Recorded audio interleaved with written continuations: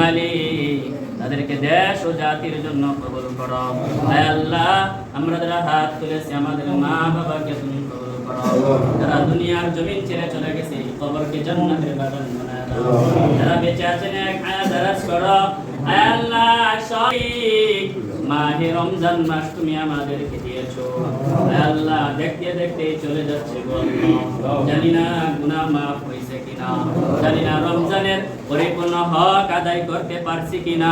আয় আল্লাহ, মেহেরবানি করে রমজানের পরিপূর্ণ হক তুমি আমাদের দ্বারা আদায় করিয়া দাও। আয় আল্লাহ, পরিপূর্ণ ফজিলত তুমি আমাদেরকে দিয়া দাও। ও মালিক, রমজান তো আমাদের কাছ থেকে চলে যাচ্ছে। আয় আল্লাহ, রমজান মাস পাওয়ার পরেও যদি গুনাহ মাফ না হয়, আমাদের যে হতভাগার কেউ হতে পারে না। আয় আল্লাহ, মেহেরবানি করে জিন্দেগীর সমস্ত গুনাহ খাতাকে মাফ করে দাও। মালিক, বিশেষ করে মাওলা, যেই সপ্তাহের আয়োজন করেছে মহব্বতের মানুষ, আয় আল্লাহ, তুমিও তাদেরকে মহব্বত করো আল্লাহ। আয় আল্লাহ, অনেক কিছুই বলার আছে মালিক, যা কিছু কল্যাণ যুক্ত তুমি আমাদেরকে দান করো, অকল্যাণ ও মঙ্গল থেকে হেফাজত করো। সর্ব অবস্থায় ঈমান ও আমল নিয়ে বেঁচে থাকার তৌফিক দান করো। আয় আল্লাহ, এমন কোন মুনাজাত বাদ নাই যেই মুনাজাতে আমার ইউনিয়নের কথা বলি নাই।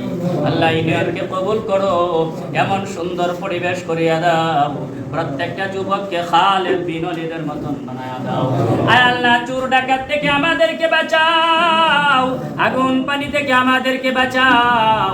আয় আল্লাহ, প্রতিদিন এই নতুন নতুন নিউজ আসে, ওই দিক দিয়ে আগুনে পড়ে গেছে, ওই দিক দিয়ে আগুনে পড়ে গেছে, ওই দিকে অ্যাক্সিডেন্টে মারা যায়। আয় আল্লাহ, আজকেও তো 3টা জানাজা হয়েছে। আল্লাহ, মেহেরবানি করে তুমি আমাদেরকে এমন দুর্ঘটনা থেকে হেফাজত করো। আয় আল্লাহ, সর্বশেষ দরখাস্ত, তুমি আমাদের জিন্দেগীর সমস্ত গুনাহ খাতাকে মাফ করো।